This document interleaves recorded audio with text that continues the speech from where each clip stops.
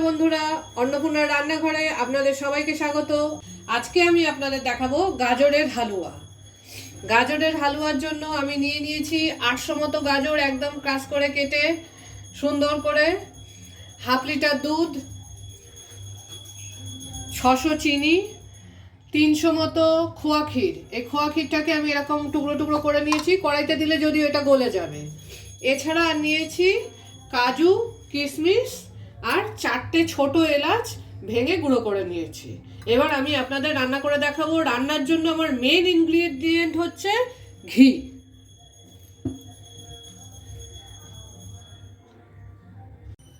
রান্নাটা শুরু করার জন্য আমি প্রথমেই দিয়ে দিচ্ছি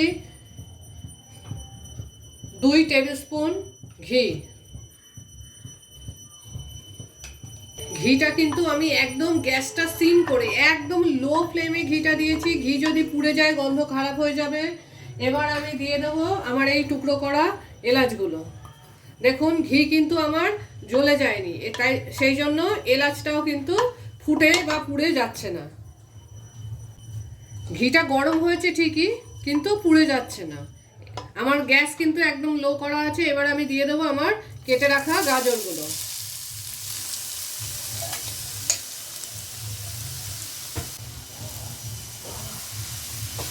আস্তে আস্তে নাড়তে হবে।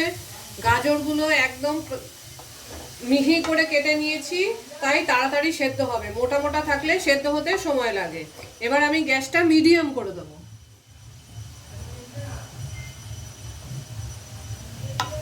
মিডিয়াম করে দেব এবং চিনিটা দিয়ে দেব। যে 600 মতো চিনি রেখেছিলাম, চিনিটা দিয়ে দেব। এবার আমি কড়াইটা ঢেকে ঢেকে আস্তে আস্তে রান্না করব চিনিটা গলে যাওয়া পর্যন্ত। তার সাথে সাথে গাজরটাও আমার রান্না হয়ে যাবে। আমি ফ্লেমটা মিডিয়াম রেখেছি। এবার আমি এটাকে ঢেকে দেব। বেশিক্ষণ কিন্তু ঢেকে দেওয়া যাবে না। আমি 1 মিনিট করে ঢাকবো, যাতে গাজরের জলটা ছাড়ে এবং নাড়িয়ে রান্না করতে হবে, না হলে কিন্তু তলায় ধরে যেতে পারে। দেখুন 1 থেকে 1.5 মিনিট পরে আমি খুলেছি। আমার চিনিটা গলা শুরু হয়ে গেছে, গাজর থেকেও জল বেরোচ্ছে।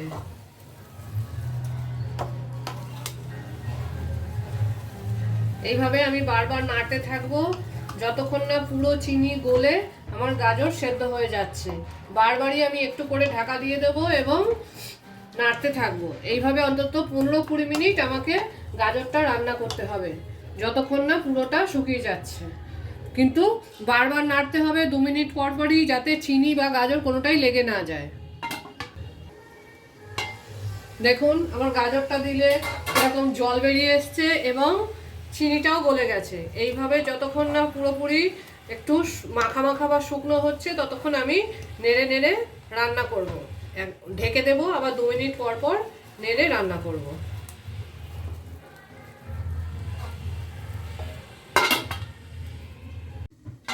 দেখুন আমি 5 মিনিট ধরে কিন্তু এটা রান্না করলাম।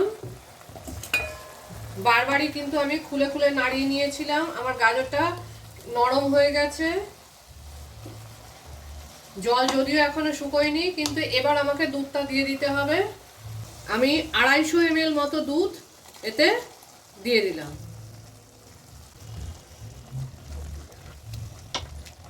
এবার কিন্তু আমাকে ঢাকাটা খুলেই রান্না করতে হবে, বারবার নাড়িয়ে নাড়িয়ে, যাতে তলায় ধরে না যায়। ঢেকে দিলে তলায় ধরে যেতে পারে। দেখুন একটা সুন্দর রং এসেছে। গ্যাসটা কিন্তু আমার মিডিয়ামেই থাকবে। আমি কিন্তু কখনোই গ্যাসটাকে ফুল করব না। আমি বারবার নাড়াবো যাতে তলায় লেগে না যায় এবং এটা শুকনো হওয়া পর্যন্ত রান্না করব। দেখুন আমার দুধটা প্রায় শুকিয়ে এসেছে, কিন্তু পুরোপুরি শুকনো হয়ে যায়নি। শুকিয়ে এসেছে, গাজরটা একটু মাখা মাখা হয়ে গেছে। এইবার আমি দিয়ে দেবো আমার খোয়া ক্ষীরগুলো।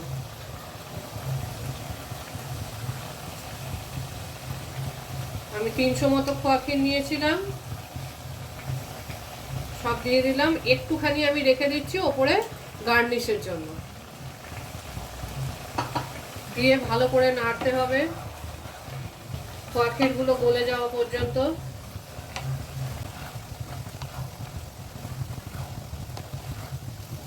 যতক্ষণ না খোয়া ক্ষীরগুলো গলে যাবে ততক্ষণ কিন্তু আমাকে নাড়িয়ে নাড়িয়ে রান্না করতে হবে। দেখুন আমার খোয়া ক্ষীরটা কিন্তু গলে গেছে, মাখা মাখা হয়ে গেছে হালুয়া। এইবার আমি ওয়েট করব এটা আরেকটু শুকোবার জন্য, কিন্তু আমাকে সর্বক্ষণ নাড়িয়েই যেতে হবে।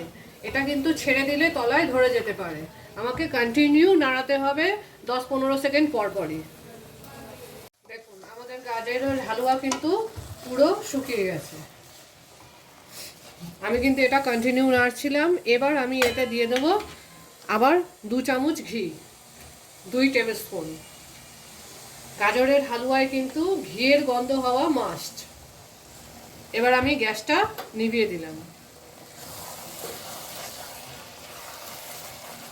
দিয়ে ভালো করে মিশিয়ে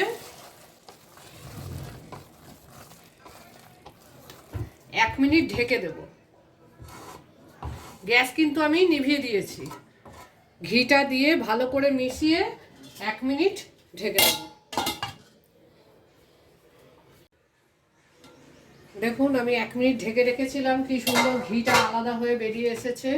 এবার আমি এতে দিয়ে দেব কিছু কিশমিশ আর কিছু কাজু, দিয়ে ভালো করে নাড়িয়ে আমাদের গাজরের হালুয়া রেডি।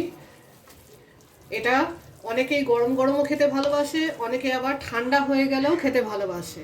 গাজরের হালুয়া কিন্তু দুরকমভাবেই ভালো লাগে, খুবই টেস্টি খাবার বাড়িতে বানানো।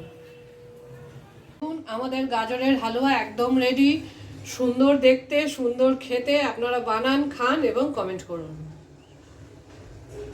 বন্ধুরা, আপনাদের যদি এই গাজরের হালুয়ার রেসিপিটা ভালো লেগে থাকে তাহলে আমাদের চ্যানেলকে লাইক, শেয়ার আর সাবস্ক্রাইব করবেন, বেল আইকনটা প্রেস করে দেবেন আর কমেন্ট করে নিশ্চয়ই জানাবেন আপনাদের কেমন লাগলো।